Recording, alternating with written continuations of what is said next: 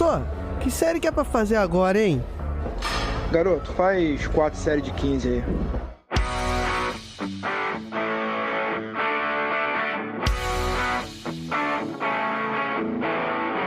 Você está ouvindo o podcast 4 de 15. Olá, pessoas! Vamos para mais um Drops, que é aquele podcast rapidinho. E eu sou o professor Yuri Motoyama e hoje estou aqui para responder às suas curiosidades que envolvem ciência, treinamento e saúde. E no Drops de hoje, nós vamos falar sobre 5 mitos da nutrição que você já teve dúvida um dia.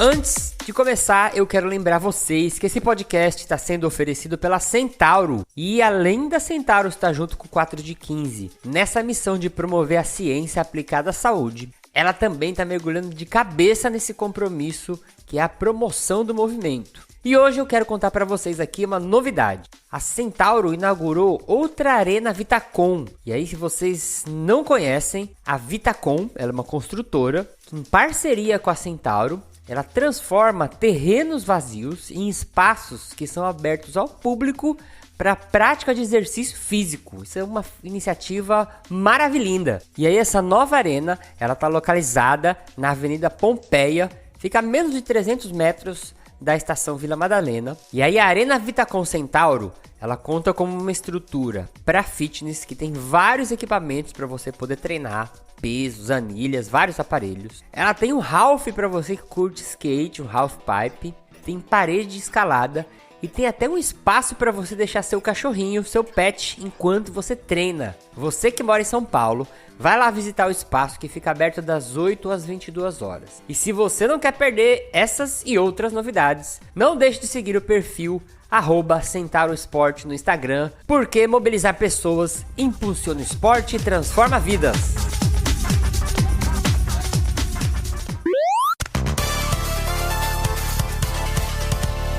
Então vamos lá, hoje eu vou explicar um artigo para vocês, um artigo muito interessante da área de nutrição. E é difícil a gente acabar falando de nutrição aqui, uma porque não é a nossa área de formação, mas é um artigo que ele pegou e explorou alguns mitos relacionados à nutrição. É um artigo de mini revisão e ele foi publicado em 2019 por pesquisadores do Departamento Médico de Bioquímica e Hematologia de um instituto de pesquisa na Croácia.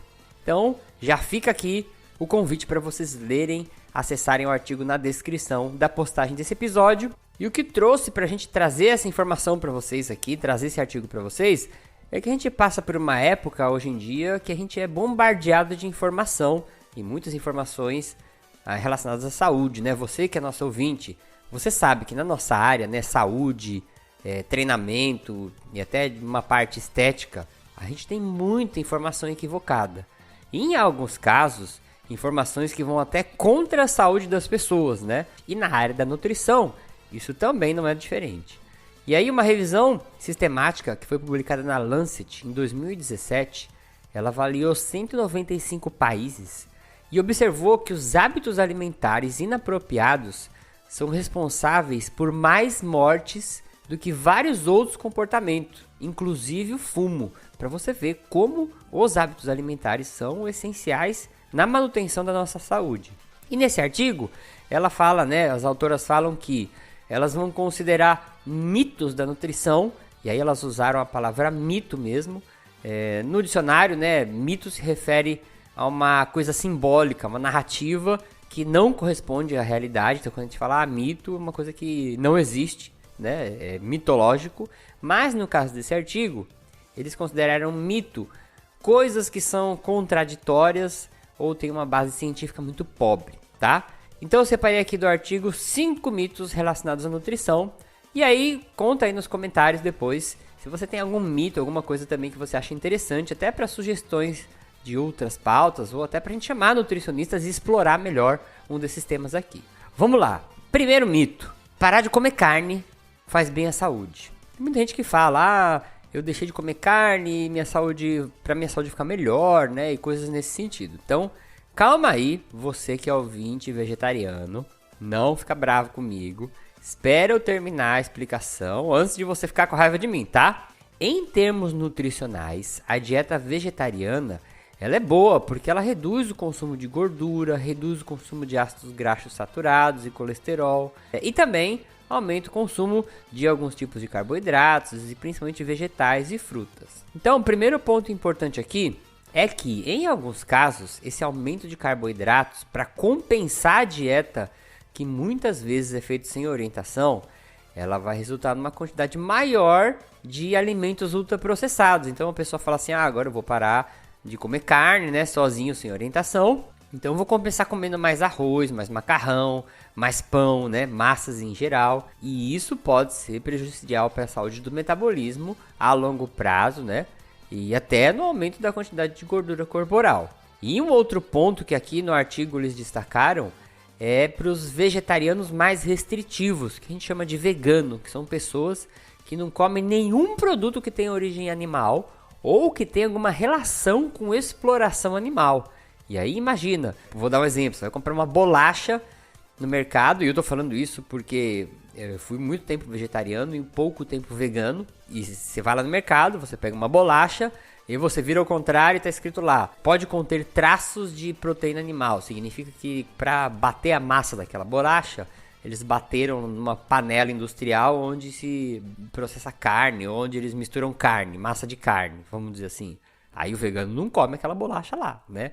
Então, isso aí restringe muito mais. Ele não pode comer ovo, ele não pode comer nada que tenha exploração ou origem animal. E aí, esse caso, ele pode excluir um grande número de nutrientes que não vão ser acessados tão facilmente uma dieta sem orientação profissional. Então, sublinha na tua cabeça o que eu tô falando. Não é que é impossível, mas fica muito mais difícil você acessar alguns nutrientes sem orientação profissional. E tem vários riscos potenciais desse tipo de dieta desorientada, que eles colocam no artigo aqui, que é a deficiência de cálcio, deficiência de vitamina D, deficiência de vitamina B12, deficiência de vários aminoácidos essenciais, zinco e ferro. Então, dietas onde a gente vai parar de comer carne, elas são boas, mas não é generalizado que você vai parar de comer carne e isso vai melhorar a sua saúde se você não tiver uma orientação aqui, tá? Número 2, que eu já ouvi algumas pessoas falarem também. Dieta cetogênica ou aquela dieta low carb, ela é segura, porque ela é até utilizada para tratar doenças. Aí tem uma verdade e uma não verdade misturada aí. O que é a dieta cetogênica ou dieta low carb? É uma dieta onde você vai reduzir muito o consumo de carboidratos e aumentar o consumo de carne, né, de proteína ou até gordura. Muitas pessoas falam em zerar carboidratos, mas teoricamente a gente sabe que é impossível você zerar carboidratos, né? Porque quando você vai comer carne, por exemplo, você tem glicogênio dentro daqueles músculos, né? E aqui glicogênio nada mais é do que a organização de moléculas de glicose. Então, quando você está comendo carne, você está comendo carboidrato de alguma forma ali, tá? E aí, a curto prazo, essas dietas, elas podem até apresentar algum tipo de redução na gordura corporal, para quem busca emagrecimento. Só que, a longo prazo, elas podem gerar problemas por excesso de acidose e até intoxicação do corpo por esses resíduos que são liberados no metabolismo, que a gente chama de corpos cetônicos. Então, quando você restringe a dieta nesse sentido de diminuir carboidrato, e eu acho que a gente já explicou isso em algum podcast passado, algum Drops passado, mas vou resumir aqui, né? Quando você metaboliza gordura numa ausência de carboidratos, esse excesso de gordura que vai sendo metabolizada, ela vai produzir o que a gente chama de corpos cetônicos, e isso vai alterar o pH, né, do meio intracelular e a longo prazo pode trazer alguns problemas. Então, se você for olhar a longo prazo nesse artigo, eles não consideram uma dieta, entre aspas, aí, saudável, uma coisa que a gente pode sair fazendo a torto direito. Agora, que é verdade que eles usam essa dieta para ajudar no tratamento de doença, é verdade. Epilepsia, Alzheimer, Parkinson, até glaucoma. Só que mesmo nesses casos, eles ainda debatem se o risco dessa dieta vale a pena com relação aos benefícios, né, que está relacionado aí à acidose, até distúrbios gastrointestinais, tá bom? Terceiro mito, dieta do Mediterrâneo não adianta nada porque você pode comer de tudo. E aí, gente, entra de novo naquele lance que a gente vê muito hoje, que é o radicalismo nas dietas, né? se a dieta não for restritiva, se eu não estiver fazendo um jejum, se eu não acordar tonto de fome, se eu não for no mercado e ficar passando vontade, não adianta a dieta, né? E a dieta do Mediterrâneo, ela surgiu lá na década de 60, né? Esse termo dieta do Mediterrâneo, década de 60 do milênio passado, né? Agora a gente tem que falar isso. Porque ela descreveu um padrão de alimentação utilizado na região do Mediterrâneo, lá, que fica perto da Turquia, daquelas proximidades. Essa dieta, ela consiste em você comer bastante óleo de oliva, mas você pode tomar vinho vermelho de maneira moderada. Tem que comer bastante fruta, verduras e grãos, bastante proteína vinda de peixes. Eles permitem aí um consumo moderado de leite e derivados de leite e o consumo baixo de carnes vermelhas e derivados. E você tá vendo que você pode um pouquinho de tudo, né? Algumas coisas eles falam mais, outras coisas menos. E aí o pessoal fala, essa dieta aí que pode tudo é a mesma coisa que eu já como, né? Tá certo que tem umas proporções aqui e muita gente acha que isso não adianta porque é uma dieta que não tem restrição de nada. Mas essa dieta, por ser uma das mais antigas, vamos dizer assim, né? A gente tá falando aí da década de 60, do milênio passado. Ela é uma das mais estudadas para quem estuda nutrição. E ela é considerada uma dieta muito boa por muitos nutricionistas pelo fato até dela não ser radical e nem restritiva em um ponto, né? Você reequilibra aí, vamos dizer assim, a quantidade de alimentos dentro desse padrão aí que eu comentei com vocês. Uma das questões levantadas pelas autoras nesse tipo de dieta é que se o potencial da dieta tá na sinergia, na combinação desses alimentos, dessas proporções, ou tem algum alimento, algum grupo de alimento dentro dessa dieta que isoladamente traz todos os benefícios. E essa questão foi levantada quando foi descoberto um composto fenólico chamado oleaceína. E eu não sei se você está ouvindo isso e manja aí da nutrição, se eu traduzi isso certo, porque no artigo tá em inglês, eles escrevem oleocantal com CH. Em português eu acredito que deve ser essa oleaceína. Mas ela esse é um composto fenólico, né, que é encontrado nas olivas, que vão fazer o azeite, que é um componente que é bastante consumido nessa dieta do Mediterrâneo. E tem um efeito anti-inflamatório muito interessante esses compostos, né? Então eles pensam, será que a dieta é boa? Ou é porque eles comem muito desse óleo e esse óleo tem um efeito bom para o organismo? Então fica aqui uma questão interessante para ser estudado, mas mesmo assim é uma dieta muito recomendada e, como eu falei nos artigos, ela está sempre associada para bons resultados na saúde e na composição corporal. Quarto mito da nutrição é coma o arco-íris. E você já deve ter ouvido isso também, parece dica de vovó, né? Mas quando a gente fala de alimentação saudável, você acredita que isso pode ser uma boa dica, né? Porque uma grande variedade de cores de alimentos diferentes são fontes de fitonutrientes diferentes. Yuri, o que é um fitonutriente? Fitonutriente é uma categoria de substâncias que tem uma importância antioxidante muito boa. Quando a gente fala antioxidante, são compostos que vão ajudar a combater o estresse oxidativo de maneira bem rápida, né? O que o estresse oxidativo faz? Ele envelhece a gente. O estresse oxidativo, ele atrapalha o funcionamento das células. O estresse oxidativo, o nosso corpo tenta combater ele. Não sei se você já ouviu falar na palavra radicais livres, né? Uma época, eu não lembro porquê, eu vinha bastante na televisão, né? A gente tem que combater os radicais livres, né? Então esses radicais livres é o que causam esse estresse oxidativo. E essas substâncias, né, que a gente falou, esses fitonutrientes, que eles têm categorias, né? Que a gente chama de carotenoide, flavonoide, terpenoides e as isoflavonas, são o que dão as cores muitas vezes para os alimentos. Então às vezes dá uma cor de laranja para vermelho, outra da cor mais esverdeada, né? E aí vai nesse sentido das cores dos alimentos estar relacionados com esses nutrientes.